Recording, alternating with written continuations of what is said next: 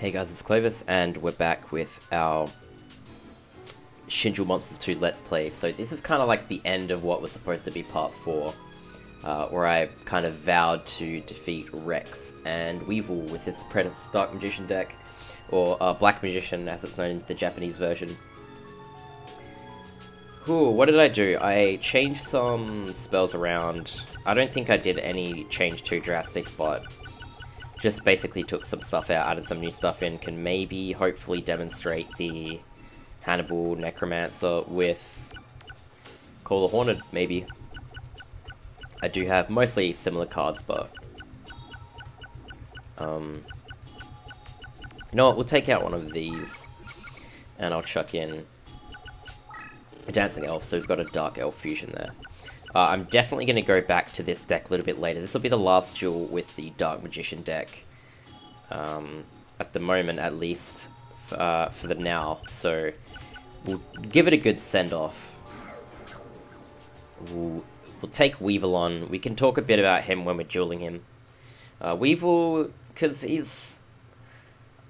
the amount of people that would have rented this game out or borrowed it and then not been able to get past Weevil, pretty scary. This guy plays some pretty tough stuff, so when you don't know what you're doing, it's very, very hard to actually defeat this guy. I assume most people would have just gone straight to Rex once they saw Weevil can bring out Perfectly Ultimate Great Moth, because I don't know what a new player is actually supposed to do. It's just strange to me, because like, the starting duels here kind of condition you to rush the enemy, and that kind of makes the rest of the game easier. Sitting back, which is the first thing you do if you're a new player, is like even worse, arguably worse in these duels, like the earlier ones and the later ones, I would say. Especially like, yeah, this guy, you can't really just sit at the bottom right corner. If he brings up Perfectly Ultimate Great Moth, you're screwed.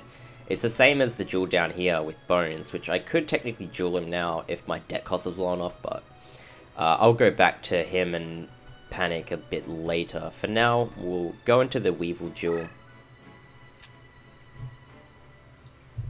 and see what we can do.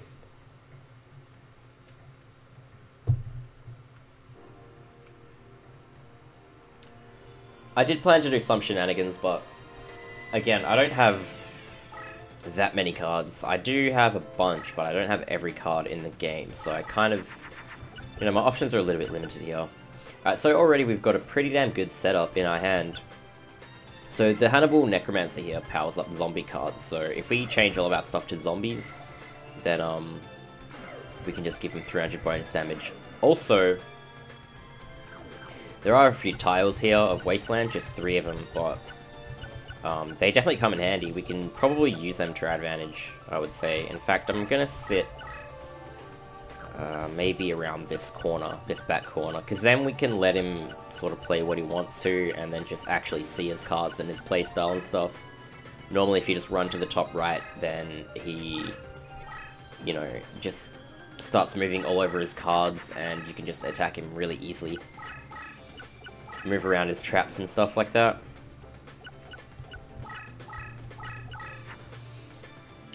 This is good as well, Yami. I did make sure to put a Yami in this, but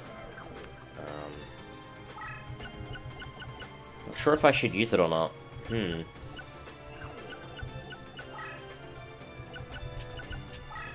Obviously, I'm going to use it at some point, but right now I'd like to maybe show this off. So yeah, within a couple seconds, a couple turns, we'll be able to bring out Hannibal Necromancer. Give ourselves Call the Haunted effect. It looks like he's playing defensive here, so normally, like at the start, if you try to sit around the middle and engage him, he will attack you, but I think he just defaults everything in defense if he doesn't start attacking you with it, so.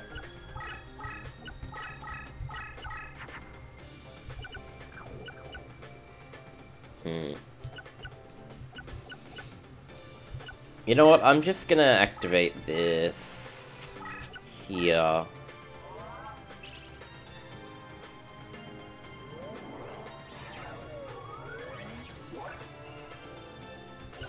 That way we can sort of control the middle of the field. Like, obviously the best part, like the best place to do it would be somewhere around here, occupy this space, but I kind of put it down here on purpose so we have less of an advantage if we're playing more aggressive. I think something that ruins the game for me is just being able to put a terrain card on the enemy's side of the field and just being able to win so easily with that terrain advantage. Terrain is quite OP in the game, so...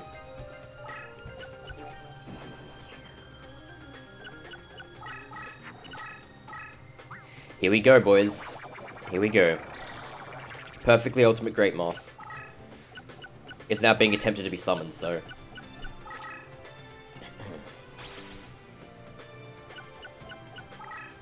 We don't have a lot of time to stop that from happening, so it looks like it's probably going to be summoned.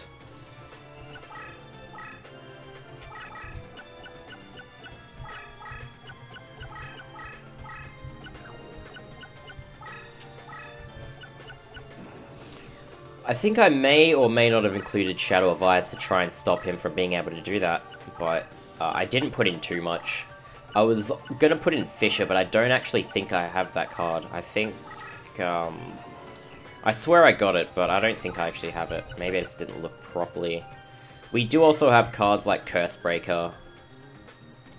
Cursebreaker won't do much to Perfectly Ultimate Great Moth, because of the summoning condition of that card. He won't put equips on it, but we have trap cards to deal with it anyway, so...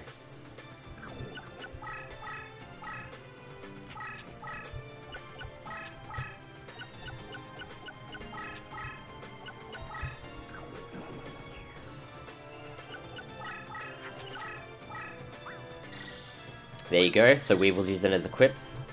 Which, again, as I mentioned in the Rex video, if you have less than 3 wins, these 2 duelists at the start don't actually use equips. It's a little, like, gameplay balance mechanic to try and make them easier, but I don't think it makes too much of a difference for these duels, really, when they're summoning Perfectly Ultimate Great Moth and stuff like that. So, for now, we're just kind of setting up our stuff.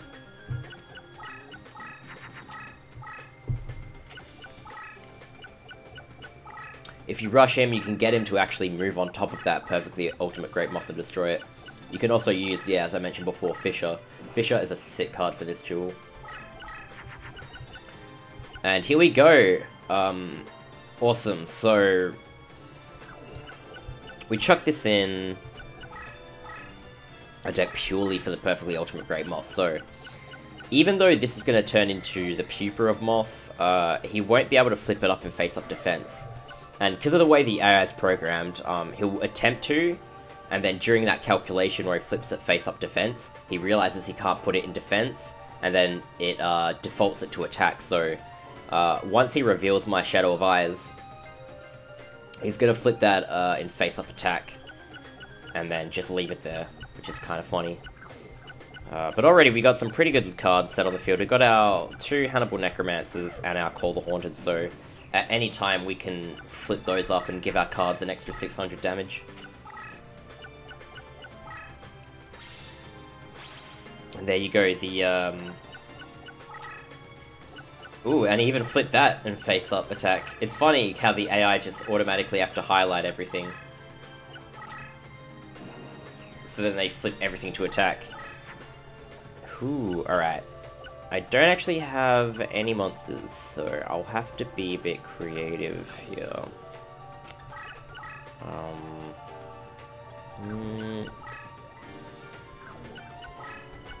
We can always just blow him the hell up here, if we want. Yeah, we'll just use Mesmer Control. Just bring his damage down a little bit, and then we can smack him in the face. One of his monsters. Do a bunch of life point damage. We don't have to worry about Perfectly Ultimate Great Moth anymore, so we can actually probably end the duel soon. A couple hits from a Dark Magician with a nice power-up would do quite a bit of damage.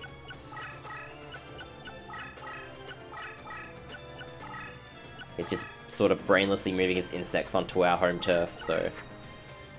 Ooh, sick. This card's pretty good.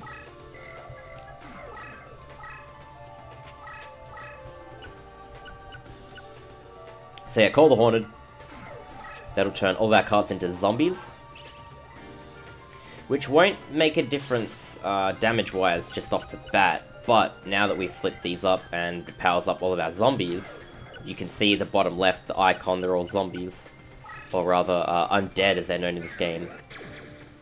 You can see we've got the 300 bonus point damage there, so that's awesome. And yeah, of course, it also means that they're strong not just on Darkness, but also Wasteland, which, yeah, spellcasters obviously are not usually that strong on Wasteland, so... we also have this. May as well use it now so we can see what he's got in the field.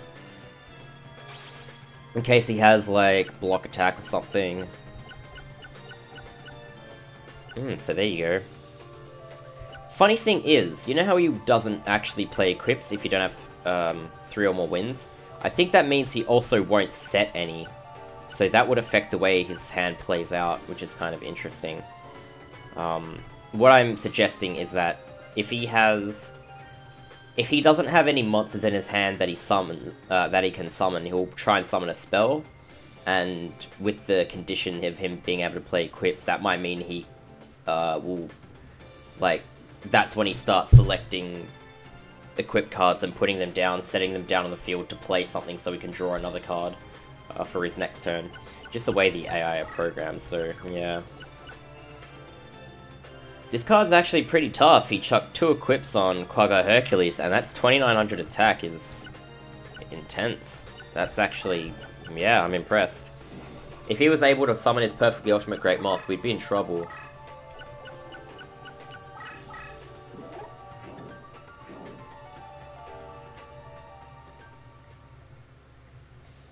We've seen the Dark Magician attack animation plenty of times, but I just want you guys to see the Quagga Hercules one.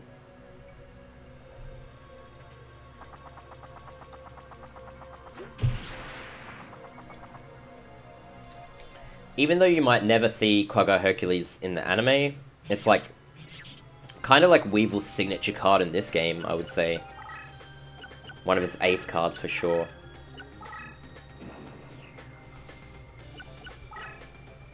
Alright, let's turn off battles here. I'll try and implement some new cards into the next deck so that we can show off some different stuff.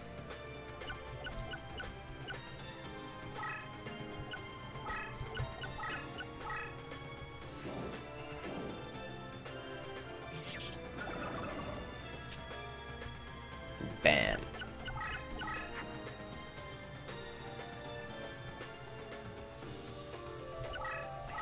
And he's not going to attack that. But, So I'm just going to get rid of this so that he will attack it. Because as I mentioned in the last video, the way the AI treat spell, trap, and equip cards that you have, it's similar to them. To me, like, the equivalent is they're sort of treating it as if it's a monster that has 0 attack and 0 defense. But, to be fair, it doesn't really make a difference with these guys. They just kind of attack whatever you have, even if it's like... Even if you've Ritual Summoned a Blue Eyes Ultimate Dragon, and it's obvious that exactly what the card is, they'll just attack it and, you know, not have any, gauge on what the card is. And that was, yeah, that was the biggest mistake of the AI's life. The AI really aren't that bright in this game, so what can you do? What can you do? Let's just give this card an equip. Let's give our Dark Magician an equip. He's nice. 4100 attack. I think that might be the highest we've got so far in this playthrough. That is quite a bit of overkill. You can tell that we're kind of overstepping our boundaries and damage here. So we might have to do something about that. Anywho, I probably should have looked in the graveyard before we went to the graveyard slots, but the reason why I mentioned Perfectly Ultimate Great Moth when it was being played was because the best part about it being played is that the contents go straight to the graveyard that you have a chance to get them. Which is good. We got it. We can also potentially get a Petite Moth 3 in a row, which I doubt we'll get, but yeah. Definitely was way too late there. But that's actually not bad. We got both of the Insect Equip cards, so that actually, if we want to build up an Insect deck, that makes it extremely easy. It means we have less trouble getting those 2 power-ups, because they're the 2, you know, main Insect power-ups. And now that we've got one of each, it's easy to duplicate them.